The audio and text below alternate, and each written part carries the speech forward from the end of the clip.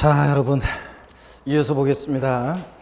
310페이지 여러분들이 펴놓으시고 그 양도소득세 산출세 계산 보니까 양도차익 계산할 때 양도가액의 가짜의 동그라미, 취득가액 등 필요경비 필자의 동그라미, 그 다음에 양도차익 차의 동그라미고, 그 다음에 양도소득금액 구할 때 장기보유통제 동그라미고, 그 다음에 양도소득금액 소의 동그라미고, 그 다음에 양도소득금액에서 기본공제 기의 동그라미고, 그 다음에 과세표준액 과의 동그라미고, 이렇게 산출세액은 과세표준 결정되면 곱하기 세로에서 산출세액 구합니다. 자, 우리 교재에 그렇게 되어 있는데, 자, 여러분 어떻게 외우신다고 그랬습니까? 여러분 다시, 자, 양도소득세 계산은 어떻게 외우느냐? 다시 딱딱 안 맞는데 시작. 가필, 차장, 소기, 과입니다. 항상 머릿속에 여러분들 딱 있어야지 된다고 그랬습니다. 자, 그러면 여러분 잠깐 보세요. 양도소득세 계산은 어떻게 하느냐? 자, 보시면 먼저 우리 양도소득세 양도차익 계산할 때는 양도가액과 취득가액은, 양도한 가액과 취득가액은 국세과세 기준시가를 적용해서 계산하는 경우가 있습니다. 기준시가. 그 다음에 실지거래한 가액을 적용해서 양도차익을 계산하는 경우도 있습니다. 실거래가액, 실지양도한 가액, 실지취득한 가액을 적용해서 계산하는 경우도 있고요. 자, 그럴 때 여러분 우리가 6년도까지 예전에는 기준시가 과세가 원칙인 적이 있었어요. 그래서 양도 당시 기준시가, 취득 당시 기준시가를 적용해서 양도차익 계산하는 게 원칙인 적이 있었는데, 지금은 2007년도부터는 전면적으로 실거래가 과세예요. 그래서 실지양도한 가액, 실지취득한 가액을 적용해서 양도차익 계산하는 게 원칙이고, 기준시가는 예외적으로만 이제 적용되고 있습니다. 자, 그럴 때 요 한 가지 아셔야 되는 게 있어요, 여러분들. 자, 이번 26회 시험 지문에도 나왔었지만, 여러분 쌍방 동일기준 적용 원칙이라는 게 있어요. 쌍방 동일기준 적용 원칙. 요거는 학자들이 붙인 제목이에요. 그래서 법령상으로는 이렇게 안 돼 있어요. 자, 학자들이 붙인 제목인데 쌍방 동일기준 적용 원칙. 이게 어떤 거냐? 법령에 이렇게 돼 있습니다. 자, 들어보세요, 여러분들.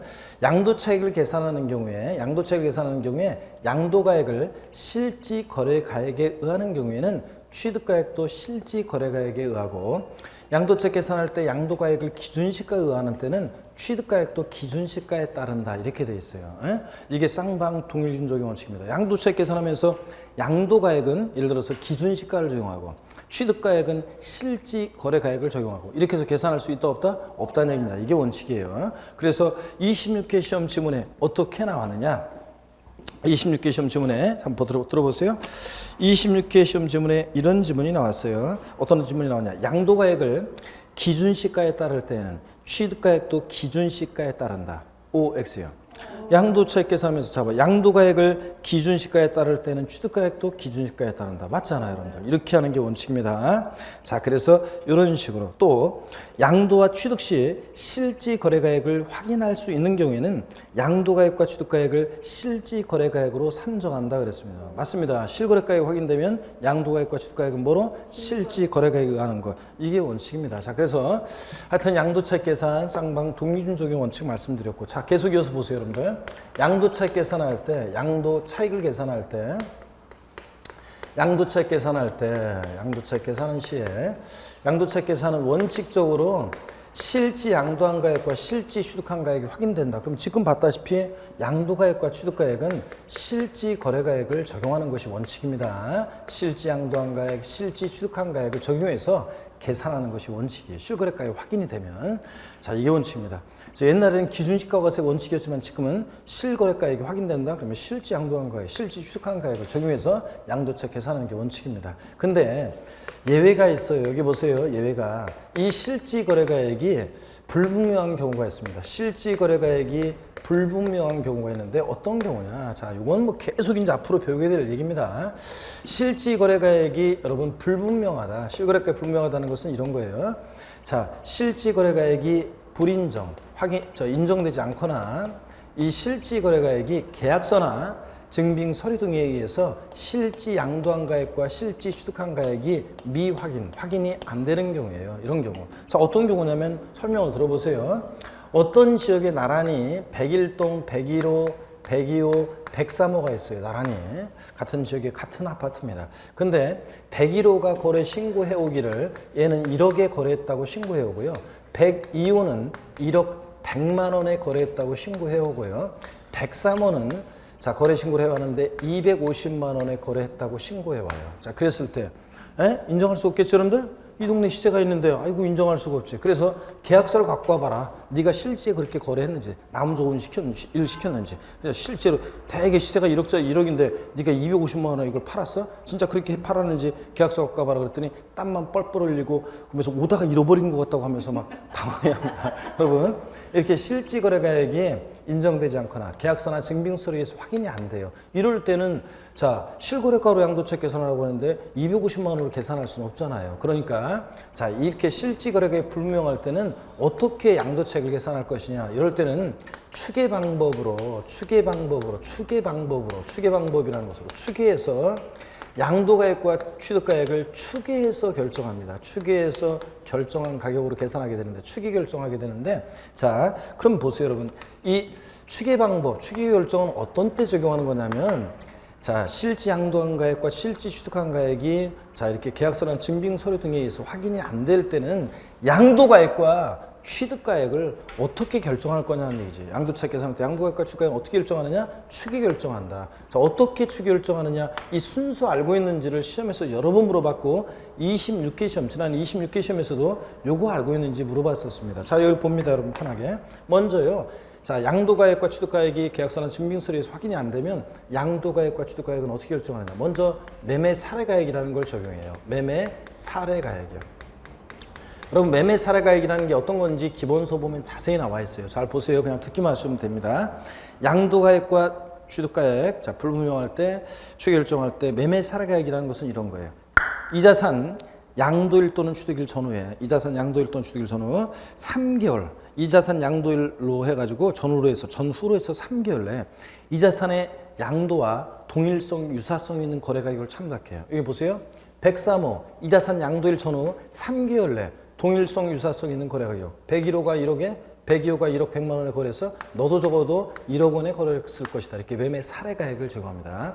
요 매매 사례가액을 적용할 수 없다. 이걸 적용할 수 없으면 감정가액을 적용합니다. 감정가액. 요 감정가액을 적용하는데 양도가액과 취득가액에 대한 감정가액. 이거 보세요. 이거 똑같아요. 이 자산 양도일 또는 취득일 전후로 해서 3개월 내에 만약에 2개 이상의 공신력 있는 감정기관에 그 감정평가기관에 감정가액을 받은 게 있다? 그럼 그 감정가액의 평균액이에요. 2개 이상의 공신력 있는 감정기관에 감정가액의 평균액이 있다. 그러면 이걸 적용해요. 자, 이 감정가액이라는 게 없다 그러면 또 환산가액이라는 걸 적용합니다. 여기 보세요. 환산가액이라는 게 어떤 거냐? 환산가액. 여기 보세요. 환산가액이라는 것은, 여러분, 환산가액은 어떤 거냐? 정확히 얘기하면 이것은 환산 취득가액이라고도 해요. 환산 취득가액이라고도 하는데요. 환산 취득가액. 자, 환산가액은 취득가액을 환산한 가격인데 어떤 때 적용하느냐? 이게 중요해요. 환산가액은 취득할 당시요. 옛날에 취득할 당시에 실지 거래가액이 불분명할 때예요. 자, 취득 당시에 실지 거래가액이 불분명할 때 하는데 이게 어떤 거냐면 이런 거예요. 여러분, 예를 들어서 지금은요. 전면적으로 실거래가 과세가 도입이 된 이후로는 지금은 여러분들이 취득한 가격, 파는 가격에 대해서 다 실거래가로 신고를 해야 돼요. 실지 양도한 가격으로. 아까 얘기했듯이 실거래가로 신고하지 않고 자, 업계약서나 다운계약서 쓰거나 그러면은 당연히 그러면 아까 비과세 같은 건 또 배제하고 또 여러 가지 불이익이 있어요. 감면도 배제하고 등등 불이익이 있습니다. 자, 그러면 여러분 봅니다. 예, 지금 그래서 실거래가로 신고해야 되니까 실거래가 신고하게 되면 등기부에 등재도 되고 그 다음에 또 국세청 전산망에 전산 입력이 딱 돼요. 그래서 지금은 계약서를 잃어버려가지고 나 실지 얼마에 취득했는지 잘 모르겠다. 이거 안 돼요, 지금은. 근데 예전에 전산화되기 전에요. 또 실거래가 과세가 도입되기 전에 1990년대 중후반에 어떤 사람이 하고 부동산을 내가 거래해서 샀어요. 그럴 때 나한테 부동산을 판 사람은 그 당시에 기준시가 과세가 원칙이어가지고 기준시가로 양도세를 신고했습니다. 그 다음에 저는 그 당시에 취득세를 신고할 때 시가 표준액으로 취득세를 신고하는 게 이게 이제 관행이었어요. 그래서 시가 표준액으로 공시가격으로 취득세를 신고했어요. 실지 취득한 가격이 아니라. 그랬는데 계약서를 이번에 이걸 부동산을 팔면서 실지 양도한 가격을 취득가액은 있잖아요. 근데 계약서를 잃어버리다 보니까 실지 얼마에 취득했는지 이게 입증이 안 돼요. 확인이 안 돼요. 자, 이럴 때는 어떻게 해서 그 취득가액을 자, 결정하느냐면 환산가액으로요. 취득가격을 환산한 가격으로 해서 양도소득세 계산할 때 취득가액을 결정합니다. 여러분 환산가액은 어떻게 구하냐면 여기 보세요. 환산가액이라는 것은 어떻게 구하냐면 이렇게 구해요. 이번에 파는 양도 당시의 실지거래가액이요. 아직까지는 이런 거 못 외워도 괜찮아요. 양도 당시 실지거래가액 등 실지거래가액. 자, 여기다가 실거래가액에다가 양도 당시의 기준시가분의 취득 당시의 기준시가를 곱해서 구해요. 기준시가는 있잖아요. 근데 물론 이제 1990년 이전에 1980년대, 7, 80년대 취득했다. 그러면 그 당시에는 기준시가 산정고시 되기 전이어가지고 그때는 또 어떻게 하냐면 그때는 또 계산하는 방식이 있어요. 그런 것까지는 알지 못해도 되고요. 어떤 간에 이런 식으로 구합니다. 환산가액은 이번에 파는 양도 당시의 실거래가액에다가 양도 당시 기준시가분의 취득 당시 기준시가를 곱해서 구해요. 이렇게 해서 이제 우리가 구하게 됩니다. 그래서 지금 뭐 실무적으로 보면은 이런 사람들이 있어요. 일부러 있잖아요. 취득 가격이 굉장히 낮아요. 굉장히 싸게 샀는데 취득한 지도 오래됐고 취득 가격이 굉장히 낮아요. 저 1990년대에 샀어요. 그동안 부동 가격이 엄청 많이 올랐죠. 자, 그래서 취득 가격이 너무 낮고 양도 가격은 이번에 많이 올랐으니까 커요. 그러면 양도세를 많이 내겠죠? 아니 이번에 파는 가격은 가격이 많이 올라서 높아. 산 가격은 낮아. 그러면 양도 차익이 크니까 세금 많이 낼 거 아니에요. 그래서 어떤 사람들 중에는 일부러 계약서를 잃어버렸다고 하는 경우도 있습니다. 일부러 계약서를 잃어버렸다고 하고 그래서 취득가격이 실지이고 취득가격이 불분명하다고 해서 환산가격으로 해서 일부러 양도세 계산하는 사람도 있어요. 이게 참고적으로 시험과 관계없지만 이 환산가격은 알고 있어야 되지만 이제 지금부터 이어지는 얘기는 환산가격으로 우리가 해서 양도소득세를 계산하게 되면 양도 차익을 줄일 수가 있긴 있어요. 참고적으로 한번 들어보세요, 여러분들. 무슨 얘기냐면 우리 기준시가라는 거 공시가격은 시가를 반영하게 되는데 이게 기준시가가 사실은 지금은 예전에는 소위 말해서 시가가 시가에 지금은 7, 80%를 반영한다고 하잖아요. 시가의 7, 80%를 반영해 가지고 시가의 7, 80%를 반영해 가지고 이게 이제 지금은 이제 기준시가 이제 공시가격이 결정되잖아요. 그런데 예전에는 35%에서 뭐 45% 반영하는 게 일반적이었어요. 굉장히 실제 시가와 기준시가는 굉장히 차이가 많이 났었어요. 예전에는. 그러다 보니까 보세요. 예전에 기준시가를 가지고서 하게 되면은 이게 이제 기준시가라는 것은 소위 시가 부동산 가격을 잘 미처 반영을 못해요. 그러면 여러분 보세요. 그러면 이 기준시가라는 게 시가를 반영을 못하고 굉장히 낮단 말이에요. 그러면 이 양도당시 실거래가액은 커요. 지금 많이 부동산이 상승해서 큰 거를 작은 거로 나눠요. 그러면 큰 거를 큰 거로 나누는 것보다 큰 거를 작은 거로 나누면 이 환산가액이 커지겠죠? 네, 그렇잖아요. 그래서 자, 이 양도가액이고 이게 실지 어떤 사람이 예를 들어서 이 가격대가 원래 이 사람이 실지 취득한 가격이라고 쳐요. 실지 취득한 가격이 이렇게 낮아요. 실지 취득한 가격인데 낮은데 환산가격으로 하게 되면 크게 남으니까 이번에 파는 가격에서 작은 거로 빼니까 이 환산가액은 올라가게 돼 있어요. 그러면 실지 취득한 가격보다 환산가격이 높아져요. 그러면 이번에 양도 가격이에요. 참고적으로 보세요, 여러분. 이건 시험과 관계 없지만. 그럼 보세요. 그러면 자, 이 실지 취득한 가격으로 하면 양도 차익 이만큼이라고 하는데 근데 환산 가격으로 하면 취득가격이 높아져 가지고 요만큼밖에 안 돼요. 그러니까 양도 차익을 훨씬 더 양도 차익을 이만큼이나 어떻게 할 수 있어요? 줄일 수 있잖아요. 양도 차익을 이만큼 더 줄일 수 있죠? 그래 가지고 일부러 계약서 잃어버렸다고 해서 환산가격으로 계산하는 경우도 있습니다. 자, 이런 거예요. 참고적으로. 자, 그러면 요것까지는 뭐 시험에서 묻지는 않고 이 시계금이 어떤 때 환산가액을 적용하느냐. 자, 취득 당시에. 자, 옛날에 취득할 당시에 실지 거래가액 가액이 불분명할 때 취득가액을 환산한 가격이다. 기준시가를 가지고. 자, 이런 의미만 아시면 됩니다. 또는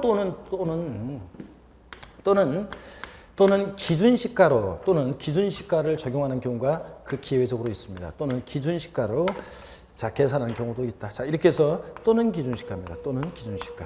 자, 이렇게 해서 여러분들 자, 다시 보세요, 여러분들. 추계 방법, 추계 결정은 어떤 때 하느냐, 다시. 원래 양도세, 양도차익 계산은 실지 양도한 가액과 실지 취득한 가액이 확인이 되면 실지 양도한가액과 취득가액을 적용해서 양도책 계산하는 게 원칙인데 이 실지 양도한가액과 취득가액이 계약서나 증빙서류에 의해서 확인이 안 될 때는 추계 방법으로 추계해서 양도가액과 취득가액을 결정하는데 어떤 순서로 추계 결정하느냐? 이 순서가 정해져 있고 법에 딱 나와 있고 이 순서가 뒤바뀌면 틀려요. 어떤 순서로 추계 결정하냐면 머리 글자를 따서 매, 감, 환, 기 순서로 추계 결정합니다. 에브리바디 다 같이요. 시작. 매, 감, 환, 기 순서로 추계 결정합니다. 이 순서 알고 있는지를 시험에서 이번에 물어봤어요. 매감한기 순서로 추계 결정합니다. 순서 뒤바뀌면 틀리고요. 그럴 때 구체적인 추계 결정의 순서를 좀 정리해 드릴게요. 여기 보세요.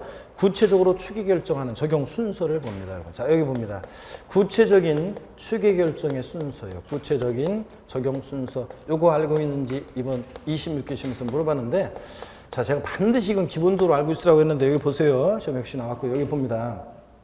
시험에서 콕 집어서 취득가액이 요번에 예전에 그러니까 취득한 취득가격이 불분명하다. 예전에 취득한 취득가격이 불분명하다. 그럼 어떻게 취득가액을 추계해서 결정하냐면 어떤 순서로 하냐면 매, 감, 환, 기 순서로 추계 결정합니다. 매매사례가액, 감정가액, 환상가액, 자 기준시가를 이렇게 순차로 적용합니다. 순서 바뀌면 틀리고요. 근데 시험에서 콕 집어서 이번에 파는 양도가액이 불분명할 때 어떻게 양도가액을 추계 결정하냐고 물어보면 매, 감, 기 순서로 추계 결정합니다. 매매사례가액, 감정가액, 기준시가를 순차로 적용합니다. 여러분 그러면 차이점이 있네요. 차이점이 어떤 차이점이냐? 자, 이 환상가액이요.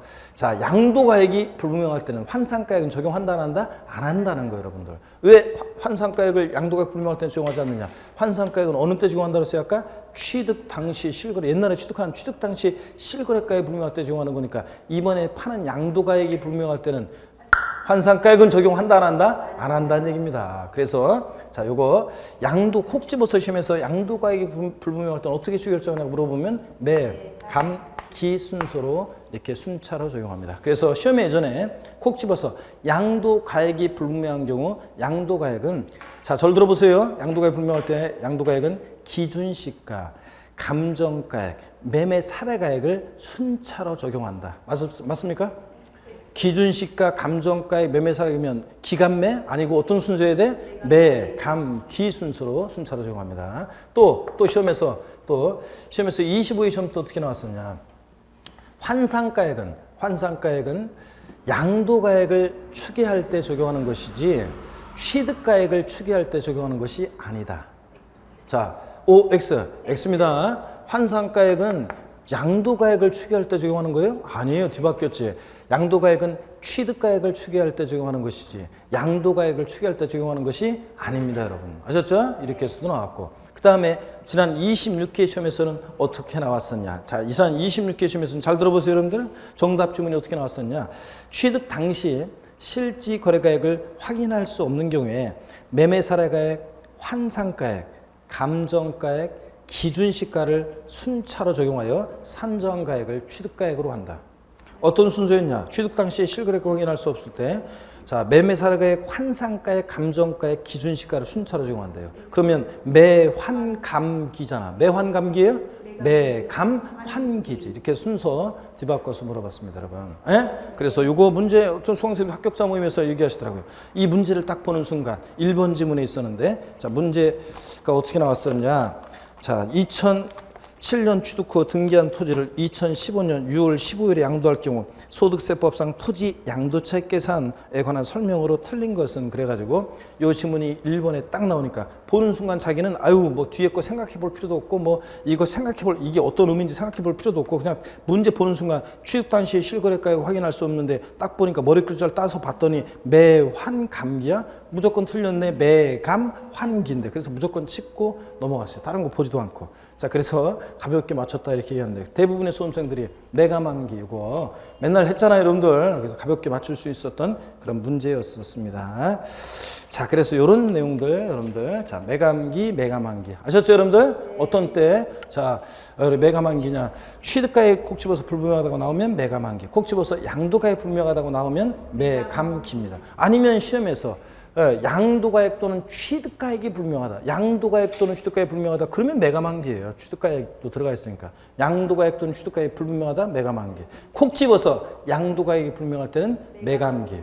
자, 취득가액이 불명할 때는 취득가액은 어떻게 추결정한다? 매감, 환기 순서입니다, 여러분. 자, 그 다음에 환산가액이라는 것은 하여튼 취득 당시 실거래가에 분명할 때 적용한다는 거고, 환산가액은 어떻게 구하느냐? 이번에 파는 양도항시 실거래가액에다가 양도항시 기준시가분의 취득 당시 기준시가를 곱해서 구한다. 아시겠습니까, 여러분? 이렇게 알아두면 됩니다. 다 그래서 이게 머릿속에 딱 있어야 돼요. 양도책 계산할 때, 자, 양도가액과 취득가액이요. 쌍방 동일기준적인 원칙이 적용된다. 그래서 양도가액을 실거래가에 의하면 취득가액도 뭐에 의하고? 실거래가에 의하고. 양도책 계산할 때 양도가액을 기준시가에 의하면 취득가액도 뭐에 따른다? 기준시가에 따른다. 양도책 계산할 때 양도가액과 취득가액이 확인이 되면 양도가액과 취득가액은 뭘 적용한다? 실지거래가액을 적용한다. 양도가액과 양도가액 실취득한가 실거래가를 적용한다. 근데 저를 보세요. 양도가액이 근데 양도책 계산할 때 이 양도가액과 실지 양도한 가액과 실지 취득한 가액이 불분명하다. 실지 양도한 가액과 취득가액이 불명할 때는 자, 양도가액과 실지 양도가액과 취득가액, 양도가액 취득가액은 어떻게 해서 결정하느냐? 추계 방법으로 결정한다. 어떻게 해서 양도가액과 취득가액을 추계 결정하느냐? 콕 집어서 다시 양도가액 불분명할 때는 매감기. 양도가액 불명할 때는 매감기.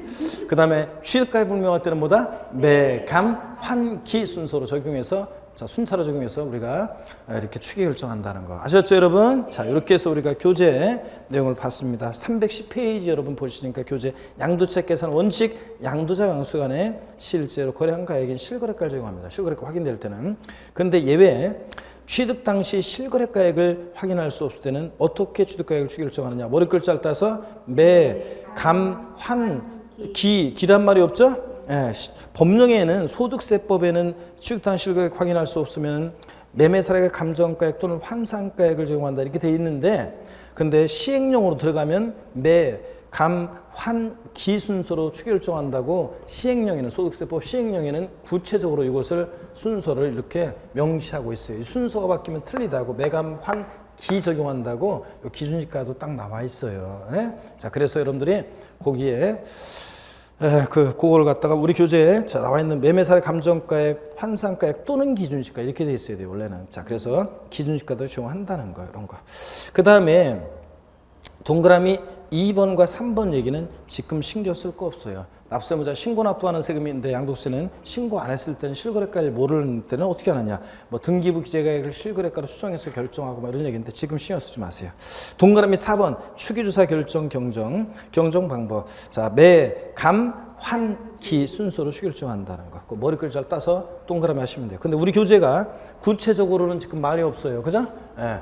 그냥 무조건 매감한기라고 돼 있죠? 매감한기라고 돼 있는데 콕 집어서 이렇게 양도가액이 불분명할 때는 콕 집어서 양도가액 불분명할 때는 매감기, 취득가액 불분명할 때는 매감, 환기 이렇게 구체로 나눠서 알아두셔야 됩니다. 자, 구별이 없지만 우리 교재는 구별이 없지만 여러분들이 제가 알려드리는 대로 이렇게 딱 알고 있어야 되겠습니다. 자, 그러면 됐고요, 여러분들. 그래서 그 옆에 제가 알려드린 대로 구체적인 추기조사 결정 경정 방법 순서를 알아두시고, 자, 그 다음에 나오는 얘기가 뭐냐면 이제 실거래가 과세가 원칙일 때, 실거래가 과세가 원칙이잖아요. 실지 양도가액과 취득가액을 적용할 때, 그럴 때 양도책 계산은 어떻게 하느냐 그런 얘기입니다. 자, 나중에 우리가 이제 기본서 나오면 제가 기본서 나오면 유학집을 통해서 자세히 이제 유학 정리를 통해서 설명을 또 드리겠지만, 양도책 계산할 때 여러분요, 양도책 계산할 때 취득가액이 확인돼서 취득가액을 실거래가를 적용한다. 즉 양도가액이 확인돼서 실지 양도한 가액을 적용한다. 이번에 양도가액은 이번에 이 자산을 양도하면서 양도하면서 상대방으로부터 받았거나 받기로 한 금액의 총 합계액인데, 이 양도가액에서 필요경비를 뺄 때 취득가액이 확인돼서 취득가액을 또 실거래가를 적용하잖아요. 취득가액 확인돼서 그러면 필요경비는 자본적 지출액과 양도비용도 필요경비로 인정해요. 그래서 필요경비로 인정하는데, 다만 나중에 이제 배울 게 뭐냐면 취득가액이 불분명할 때는 취득가액을 추계 결정하잖아요. 매매사례가액, 감정가액, 환산가액, 기준가액, 매감한기를 적용해. 그럴 때는 자본적 지출액과 양도비용은 필요경비로 인정하지 않고 빨리 또 계산하는 방식이 있어요. 그런 건 나중에 배웁니다. 그래서 일단 원칙이 어떤 거냐면 양도차 계산할 때 취득가액이 확인돼요. 그래서 실거래가를 정해서 양도차 계산할 때 취득가액이 확인되면 자본적 지출액과 양도비용도 필요경비를 인정합니다. 그럴 때 실거래가를 정해서 양도차 계산할 때 이 필요경비 항목에 어떤 게 포함되느냐, 포함되지 않느냐를 시험에서 물어봐요. 그래서 실거래가를 정해서 양도차 계산할 때 취득가액을 실거래가를 적용하면 자본적 지출액과 양도비용도 필요경비를 인정하는데 그럴 때 어떤 게 필요경비 항목에 포함하느냐 안 하느냐를 시험에서 가끔씩 물어보는데 나올 줄 알았더니 이번에 나올 줄 알았더니 비슷한 것들을 직접적으로 묻지 않고 비슷하게 해가지고 제가 평상시 수업할 때 관련 수업을 잘 듣고 있으면 정답은 물론 메가만기로 무조건 고를 수 있었고 뭐 그런 식으로 나왔어요. 그런데 어떡하네 내년 27회 시험에서는 하여튼 양도소득세 계산할 때, 양도차 계산할 때, 실거래가를 정해서 양도차 계산할 때 어떤 게 필요경비에 포함하느냐 안 하느냐를 나중에 자세히 배우게 돼요. 그래서 거기 보면은 뭐 실지 취득한 가액에는 타인으로부터 매입했을 때 매입한 가격에다가 취득세 같은 세금 낸 거 이런 것들 뭐 등등 이런 것들이 필요경비에 포함되고 하면서 포함되는 것들 쭉 나와요. 또 자본적 지출액은 또 어떤 거냐? 자산의 가치가 증가하면서 들어간 비용이요. 이런 것들 쭉 나와요. 그래서 이런 것들이 포함돼 양도비용 뭐 어떤 게 양도비용인지 계약서 작성비용, 양도세 신고 작성비용, 공증비용 쭉 나와요. 그래서 나중에 이제 하나하나 제가 자 시험에서 중요한 거지만 지금은 입문 과정에서는 배울 필요가 없어요. 그런 거는 자 실거래가를 정해서 양도차 계산할 때 어떤 게 필요경비 항목에 포함하느냐 안 하느냐 자 이런 것들을 우리가 이제 차차 나중에 배웁니다. 오늘은 가장 기본적인 요 계산 구조만 합니다. 양도차 계산은 자 계산할 때 양도가액을 다시요 양도가액을 실거래가에 의하면 취득가액도 뭘 적용하고 실거래가를 적용하고 취득가액도 실거래가를 적용하고 양도소득세 계산할 때 양도차 계산하면서 양도가액을 기준시가 적용하면 취득가액도 뭘 적용한다 기준시가에 따른다 이런 거. 양도차 계산은 원래 실지 취득한 가액이 확인되면 실지 양도한 가액이 확인되면 실거래가를 적용한다. 근데 실지 양도한 가액과 취득가액이 계약서나 신빙서류에 의해서 확인이 안 된다. 불분명하다. 그러면 어떻게 양도가액과 취득가액을 결정하느냐? 추계 방법으로 결정한다. 매, 감, 환, 기 순서로 순차로 순서 바뀌면 틀리고 구체적인 적용 순서 취득가액 분명할 때는 어떻게 취득가액을 추계해서 결정한다? 매, 감, 환, 기. 양도가액 분명할 때는 어떻게 양도가액을 추계 결정한다? 매, 감, 기 순서로 결정한다. 환상가액은 취득가액 분명할 때 추계 결정하는 것이지 양도가액 불분명할 때 추계 결정하는 것이 아니다. 이런 것들 오늘은 요 정도 딱 알고 가시면 됩니다. 그래서 나중에는 이제 실거래가를 정해서 양도차 계산할 때 필요경비 항목에 포함하는 거 안 하는 거 이게 중요하지만 자 지금은 이런 것들은 나중에 할 일이 지금 안 하셔도 됩니다. 자 지금은 됐어요. 참고서 그냥 보는 거고 지금 할 게 아닙니다.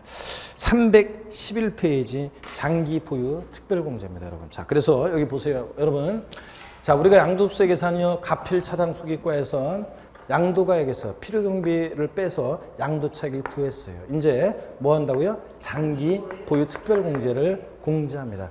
자, 그래서 장기 보유 공제를 공제해서 양도소득 금액을 구할 때 양도차익에서 공제되는 장기 보유 특별공제를 우리가 공부합니다. 그래서 시간이 뭐 좀 그렇네요. 그래서 어떤 장기 보유 특별공제 요걸 살짝 배우고요. 살짝 배우고 다음 주에는 뭐 우리가 한번 진도 다 나간 다음에 뭐 일찍 끝내지 뭐 다음 주에 뭐 우리가 일찍 그래서 다음 주에 이제 일찍 끝내기로 하고 또 배운 것들을 한번 쭉 제가 훑어 드리기도 하고 훑어 주시고 드릴게요. 자 훑어 주고 자 일단 장기 보유 특별공제만 살짝 우리 한번 조금 배우고 갑니다. 여러분 장기 보유 특별공제 보세요. 항상 위치를 알아야 돼요. 장기 보유 특별공제는 양도세 계산 과정에서 어디에 위치했느냐? 가필, 차, 장, 소. 양도소득 금액 구하기 위해서 양도차익에서 공제하는 게 장기 보유 특별공제라는 거. 이걸 알고 우리 교재는 공제 대상부터 바로 나와 있는데 장기 보유 특별공제를 인정하는 취지야. 장기 보유 특별공제를 왜 인정하느냐? 아까 얘기했어요, 제가. 부동산은 단기 보유하는 것보다는 사람들이 장기 보유하는 게 국가적으로 좋기 때문에 장기 보유를 유도하기 위해서 그런 거라고 그랬는데 한번 보세요, 여러분. 장기 보유하는 게 좋은데요. 근데 이런 문제점이 있어요. 어떤 문제점이냐? 장기 보유 특별공제 공제 취지를 한번 보세요.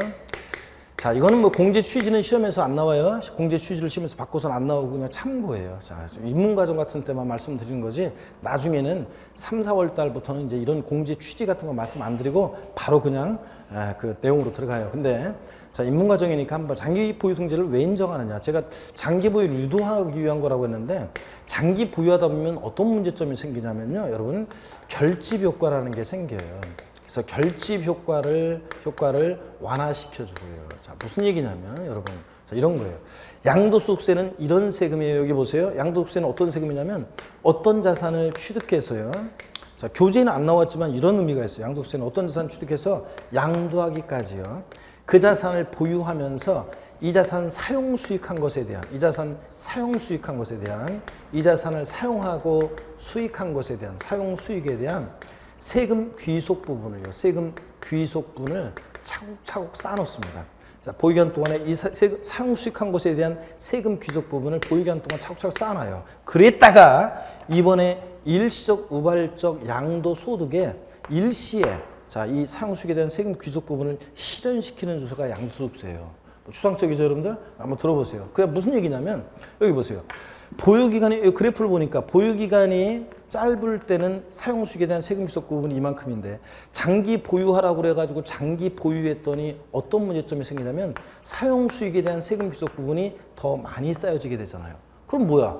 장기 보유자일수록 세금을 더 많이 내게 되는 문제점이 생겨요. 장기 보유하는 게 국가적으로는 좋지만 장기 보유하다 보면 사용수익에 대한 세금 귀속 부분이 더 많이 쌓여서 양도세 세금을 더 많이 내요. 이렇게 사용수익에 대한 세금 귀속 부분이 쌓여지는 결집 효과라고 하는데 이런 것을 완화시켜주고 또 보세요. 장기 보유하다 보면 어떤 문제점이 생기냐면 그러다 보니까 장기 보유자일수록 세금을 더 많이 내? 그럼 장기 보유자일수록 양도를 기피해요. 그 양도 기피하는 것을 동결 효과라고 해요. 동결 효과를 방지하고 양도를 기피하는 동결 효과를 방지하고 또 여기 봅니다. 명목소득 제거요. 명목소득을 자 제거합니다. 명목소득을 제거. 무슨 얘기냐면 여러분 자 저를 봅니다. 한 15년 20년 전에 브라보콘 있죠. 아이스크림 콘 브라보콘의 가격이 얼마였냐고 물어보면 중구난방이에요. 수강생들이 뭐 어떤 사람은 300원이었다고 어떤 사람은 뭐 100원이었다고 어떤 분은 150원이라고 중구난방인데 대충 얘기를 들어보면 아마 150원 정도 했대요. 근데 지금은 브라보콘 가격이 얼마냐고 또 물어보면 그것도 중구난방이에요. 사는 동네마다 다 틀려요. 그래서 근데 한 1,500원 정도 뭐 한답니다. 근데 어떤 수강생분은 막 주변을 둘러보면 성질내면서 아니야 우리 동네에서는 1,000원이야 뭐 그런 사람도 있고 막 그렇습니다. 자 세일할 때 사면 더 싸게 살 수도 있지. 막 그래서 중구난방인데 대체적으로 소비자 권장가가 한 뭐 1,500원 정도 하나 봐요. 여러분 보세요. 그러면 물가가 보세요. 물가가 지금 한 10배 뛰었습니다. 그죠?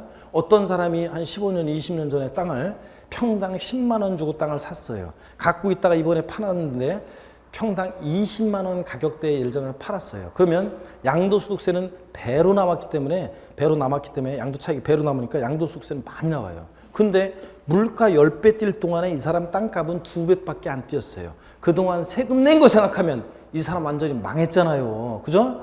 그러니까 장기 보유하다 보면 명목소득만 됐다 싶어가지고 세금은 엄청 많이 내는데 남는 건 하나도 없고요. 자, 이런 문제점이 생겨요. 그래서 장기 보유하다가 발생할 수 있는 이런 결집효과라든가 동결효과 방지하고 명목소득 제거하고 장기 보유를 유도하고 우대해주기 위해서 인정하는 게 장기 보유특별공제입니다. 장기간 보유하면서 생길 수 있는 이런 문제점을 해소하기 위해서 인정해주는 게 장기 보유특별공제다. 아시겠습니까, 여러분?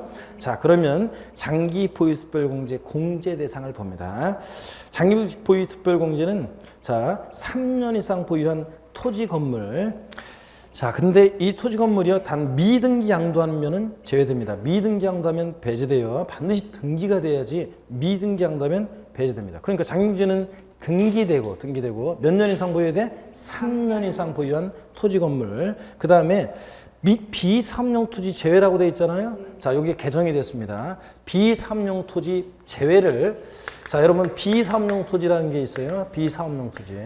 법령에 어떤 게 비사업용 토지인지 쫙 나오는데 자세히 몰라도 돼요. 나대지 잡종지 등등. 하여튼 비사업용 토지라는 것은 여러분 봅니다. 그 비사업용 토지는 장기 보유특공제 받을 수 없다고 제외라고 돼 있잖아요.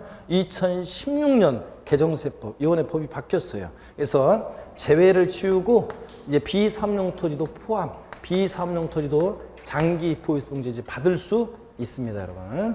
그래서 2016년 1월 1일 이후 양도분부터는 비사업용 토지라는 것도 장기공제 받을 수 있다 없다? 있다는 거는 시험에 무조건 나옵니다. 내년 27회 시험 때 무조건 나와요. 여러분 아셨죠? 무조건 나오면 뭐 중요 개정세법 내용이니까 전국에 강의하는 교수님들이 다 강의해가지고 뭐 수험생분들 다 마치겠지만 다른 사람들 다 마치는데 자기 혼자만 틀리면 돼야 한대? 그럼 망하는 거죠. 자, 그래서 법령 인정하는 비사무토지는 이제 장기 포유통지를 받을 수 있다 없다? 있다. 2016년 1월 1일 이후 양도부터. 그래서 이제 비사무토지 제외라고 되는 것을 거기에 제외를 치우고 뭐라고 써놓는다? 포함. 이제 비사무토지는 받을 수 있어요. 근데 미등기 양도는 제외예요. 미등기 양도는 제외예요. 그래서 그러니까 미등기 양도는 그러면 말이 이상하게 되는 뭐준다. 그러면 거기 밑 이렇게 돼 있으니까 밑을 지워야 되겠다. 밑을 지우고 미등기 양도라고 돼 있잖아요.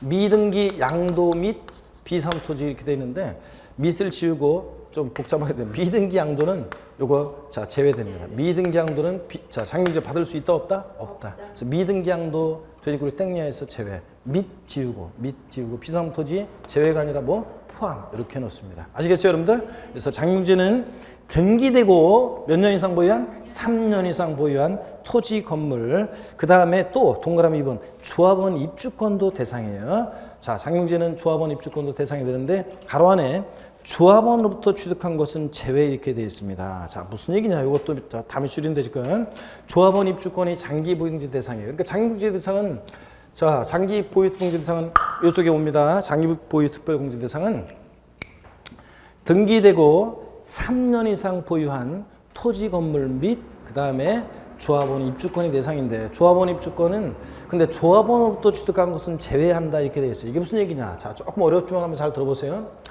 요 시점이 공법에서 여러분들이 배우는 관리처분계획 인가일이에요. 관리처분계획 인가일. 공법에서 배워요. 이게 무슨 날인지 관리처분계획 인가일이 뭔 날인지는 공법에서 배우시고 나한테 묻지 마세요, 여러분들. 자, 그래서 관리처분계획 인가일이 요 시점이다 그러면 요 관리처분계획 인가일 전에 종전 건물이 있었겠죠. 종전 건물과 토지. 쉽게 해서 종전 주택이 있었다고 쳐요. 종전 주택이 있습니다.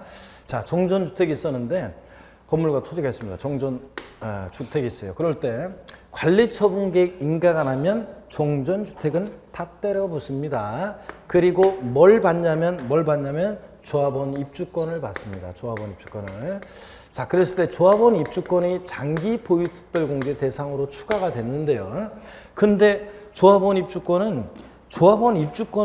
이 사람이 받아서 갖고 있다가 이걸 조합원 입주권 자체를 이제 다른 사람한테 팔아요. 그랬을 때 입주권을 팔았을 때 그 입주권 자체에 대해서는 장기 보유통지를 안 해줍니다. 자, 조합원 입주권 자체에 대한 건 인정 안 해주고 이 조합원 입주권의 장기보유제는 관리처분계획 인가일 전에 이 종전주택 옛날에 취득했던 가격, 이번에 파는 가격, 그것에 대한 이 종전주택의 양도 차익에다가 장기 보유 특별공제, 공제율을 보유기간에 따라 적용한 이 금액을 공제를 해줍니다. 장기 보유 특별공제는. 그래서 조합원 입주권은 조합원으로부터 취득한 것은 있죠. 조합원으로부터 취득한 거. 그러니까 승계 취득한 경우, 조합원 입주권을 승계 취득한 경우는 제외됩니다. 조합원으로부터 취득한 것은 제외돼요. 포함 그럼 틀려요. 입주권 자체에 대한 게 인정해 주는 게 아니라 자, 관리처분계 인가일 전에 종전 이 주택의 양도차익에다가 장기 보유 통지를 인정해 주게 한 거예요. 여러분 잘 가슴 와닿진 않는데 여기 보세요. 예. 왜 그러면 조합원 입주권을 장기 특별공제 대상으로 추가했느냐? 아니 이 관리처분계 인가일 전에 종전주택은 때려 부수고 흔적도 없잖아요. 그러다 보니까 뭐 요것에 대해서 인정을 해줘야 되는데 흔적도 없어지니까 할 수 없이 조합원 입주권은 받았잖아요. 그러니까 조합원 입주권을 장기제 대상으로 하지만 입주권화 된 거니까 이게 때려부신 주택 입주권화 된 거니까 조합원 입주권을 장기제 대상으로 인정하지만 입주권 자체에 대해서 갖고 있다 팔 때 입주권 취득 가격 입주권 취득한 것에 대한 양도 차익이 아니라는 거지. 관리처분계 인가일 전에 종전주택의 양도 차익에 대해서 장기 보유통지를 인정해 주기 한 거기 때문에 하여튼 저 이해 안 되시는 표정도 있는데 하여튼 그렇기 때문에 조합원으로부터 취득한 것은 포함한다, 제외한다, 제외한다. 이렇게 알아두시면 돼요, 여러분. 자, 그래서 다시 장기 보유공제 대상은 등기되고 미등기 배제됩니다. 3년 이상 보유한 토지 건물 및 조합원 입주권인데 조합원 입주권은 조합원으로부터 취득한 것은 포함한다, 제외한다, 제외하고 비사업용 토지 2016년 1월 1일 이후에 양도했을 때 비사업 토지 장기보유제 받을 수 있다 없다? 있다 이제 있다. 여러분들 반드시 알아야 됩니다. 자, 그랬을 때 그 얘기입니다. 공제 대상 쭉 여러분들이 다 알아두시고요. 그래서 시험에서 26회 시험 때는 장기 보유수별공제 문제가 나왔는데 어떤 게 나왔느냐. 자, 봅니다. 들어보세요. 동그라미 1번. 100분의 70의 세율이 적용되는 미등기 건물에 대해서는 미등기 양도하면 자, 나중에 다음 시간에 배우겠지만 최고 세율, 높은 양도세 세율, 가장 높은 70% 세율이 적용돼요. 하여튼 100분의 70의 세율이 적용되는 미등기 건물에 대해서는 장기 보유수별공제를 적용하지 아니한다. 미등기 건물 장기 보유통지를 적용하지 아니한다. 맞죠, 여러분들? 안 해줍니다. 자, 또 들어보세요. 보유기간이 3년 이상인 등기된 상가 건물은 장기 보유수별공제가 적용된다. 보유기간이 3년 이상인 등기된 상가 건물 장기보유제 받을 수 있겠습니까? 보유기간이 등기됐어요. 상가 건물. 보유기간이 몇 년? 3년 이상이에요. 그럼 받을 수 있어요, 없어요? 있잖아요. 등기되고 3년 이상 보유한 토지 건물이니까. 또 보세요. 1세대 1주택 요건을 충족한 고가주택. 보유기간이 2년 6개월이 고가주택이 보유기간은 2년 6개월이래요. 과세되는 경우 장기 보유통제가 적용된다는데 여러분, 자, 고가주택인데 1세대 여기 보세요. 1주택인 자, 1세대 1주택인 얘가 고가주택이래요. 자, 고가주택인데 여러분 보세요. 자, 고가주택에 해당되면 실거래가액 9억 원 초과하는 고가주택일 때는 비과세 해줘요, 안 해줘요? 안 해줘요. 1세대주택에도 비과세 안 해주고 과세가 돼요. 그럴 때 1세대주택으로서 양도세가 과세되는 고가주택인데 보유기한이 2년 6개월이래요. 그러면 장기 보유통제 예, 받을 수 있어요, 없어요?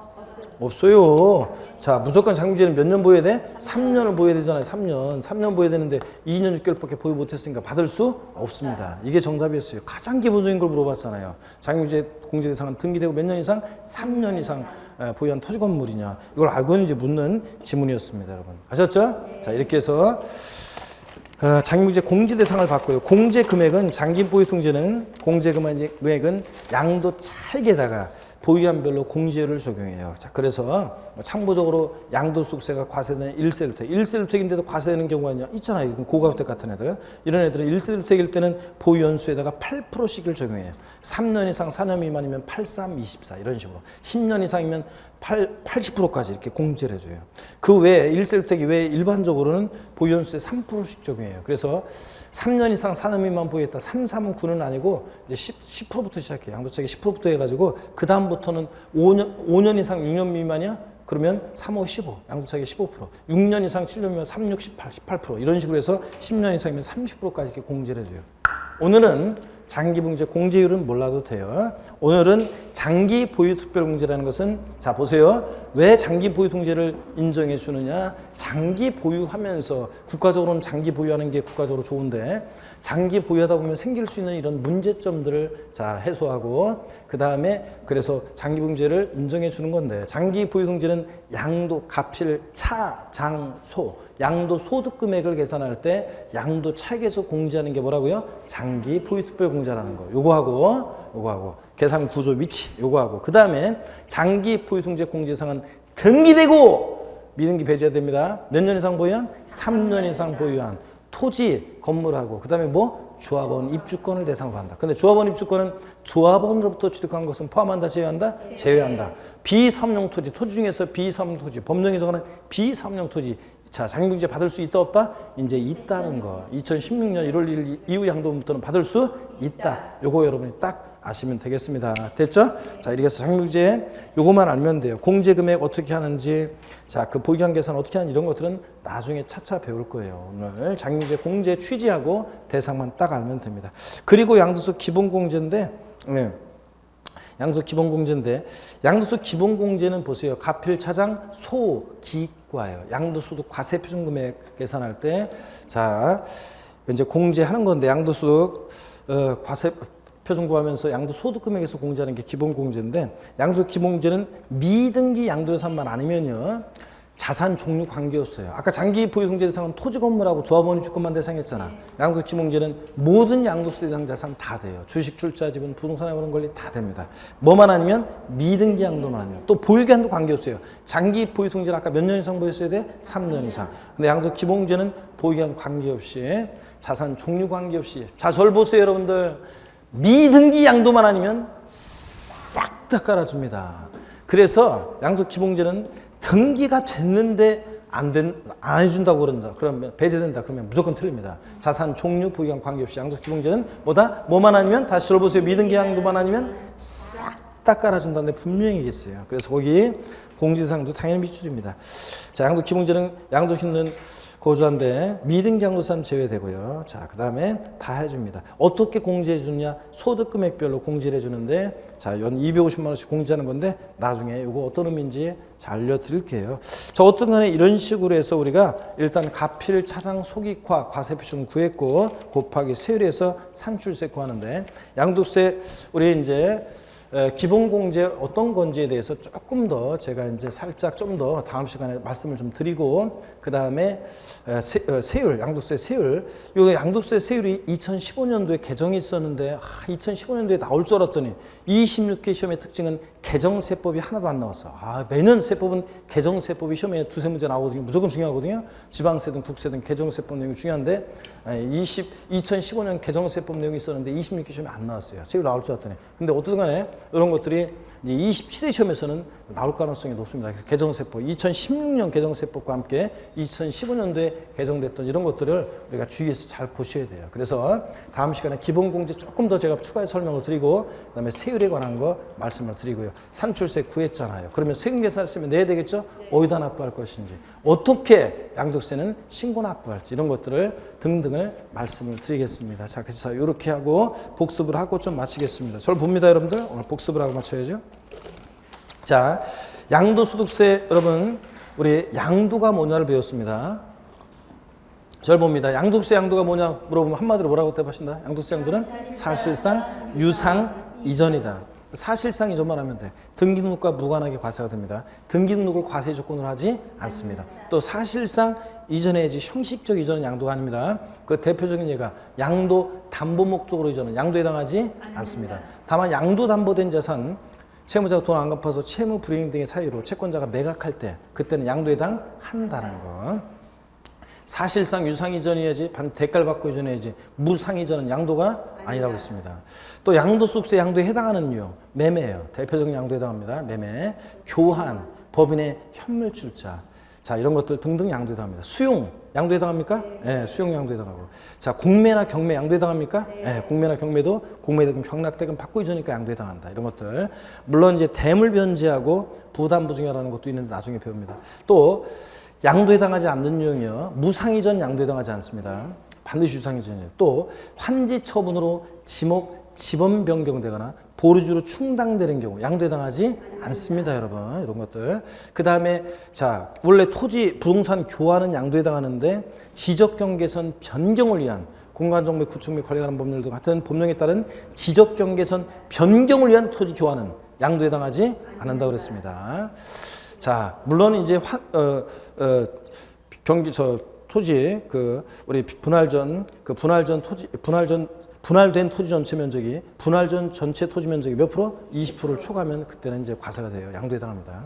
자, 어떻게나 이런 것들이 양도에 해당하지 않습니다. 등등 뭐 소유권 환원, 신탁 해지로 인한 이전, 이런 것들은 믿고 맡았다가 돌려주거나 잘못 온 거 돌려주는 거니까 소유권 환원, 신탁 해지로 인한 이전, 이런 것들은 양도에 해당하지 않습니다. 신탁 같은 거는. 자, 대가 없이 이전하니까. 그 다음에 양도소득세 양도 및 취득 시기요. 매매 같은 일반적 거래는 원칙. 자, 언제다? 대금 청산일, 사실상 대금 청산일. 계약상 잔금질 관계가 없습니다. 실태 대금 청산일이고. 대금 청산일이 불분명하다 그러면 언제고? 등기 접수일. 대금 청산 전에 등기했다? 등기 접수일. 등기 접수일 항상 확인하시고. 양도 시기, 취득 시기는 같은 날이라고 그랬어요. 자, 그 다음에 또 상속으로 취득했을 때 갖고 있다가 팔 때 어느 때를 취득 실현하냐? 상속 개시. 증여받은 사람 갖고 있다가 팔 때 어느 때를 취득 실현하냐? 증여받은 날 이런 겁니다.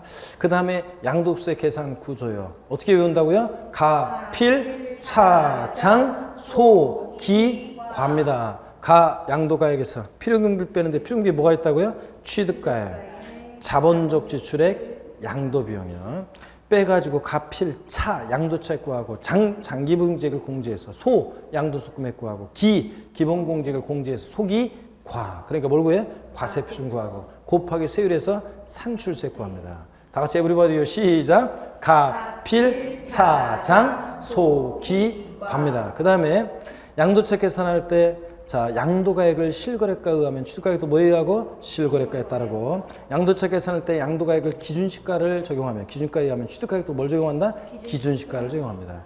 양도책 계산은 원칙 양도가액과 취득가액이 실거래가액이 확인되면 실지거래가액을 적용하는 게 원칙이다. 실지양도한 가액, 실취득한 가액을. 근데 자, 실지거래가액이 불분명하다. 양도가액과 실지양도가액과 실취득한 가액이 계약서나 증빙서류에서 확인이 안 된다. 그러면 어떻게 양도가액과 취득가액을 결정한다? 추계 방법으로 결정한다. 자, 어떻게 추계 결정하느냐? 콕 집어서 양도가액이 불분명할 때는 어떻게 양도가액을 추계 결정한다? 매, 감, 기 양도가액 불분명할 때는 취득가액이 불분명할 때는 어떻게 취득가액을 추계 결정한다? 매, 감, 환, 기 순서로 추계 결정한다. 환상가액이라는 것은 양도 당시 실거래가액 곱하기 양도 당시 기준시가분의 취득 당시 기준시가를 곱해서 구합니다. 아직 뭐 환상가액 구하는 것까지는 못 외워도 괜찮아요. 눈으로 봐두시고요. 자, 그 다음에 이렇게 해서 양도책 계산한다는 거. 그 다음에 장도책 구했어요. 장기 보유 공제는 장기 보유하는 것이 자, 국가적으로 좋기 때문에 장기 보유하다 보면 자, 생길 수 있는 문제점을 해소하기 위해서 이제 보유한에 따라 공제해 주는데 장기 보유 공제 대상은 등기되고 미등기 배제됩니다. 몇 년 이상 보유한? 3년 이상 보유한. 어떤 거? 토지 건물하고 조합원 입주권의 대상이다. 그럴 때 토지에 비상토지 포함한다 제외한다? 이제 포함합니다. 비상토지 포함이에요. 장기보유 대상이 되어 등기됐다 그러면 비상토지도 받을 수 있고. 근데 조합원 입주권은 자, 조합원부터 취득한 것은 포함한다 제외한다? 제외한다. 원조합원 입주권만 말하는지 조합원부터 취득한 것은 제외한다. 자, 가필차량 소 기 과에서 양도 기본 공제는 뭐만 아니면 싹 다 깔아준다. 미등기 양도유산만 아니면 양도 기본 공제는 자산의 종류 포기함 관계없이 싹 다 깔아준다고 그랬습니다, 여러분. 아셨죠? 네. 자, 잘하셨습니다. 오늘 잘하셨고, 자 이렇게 해서 이제 요거 과세평가하는 과정까지를 봤습니다. 잘하셨고, 자 크리스마스 있죠? 다음 주에. 하여튼 여러분들 크리스마스 가족과 함께 연인과 함께 하여튼 즐겁고. 유익한 행복한 시간들 보내시고 다음 주에 씩씩한 모습으로 다시 뵙겠습니다. 여러분 고맙습니다. 수고하셨습니다.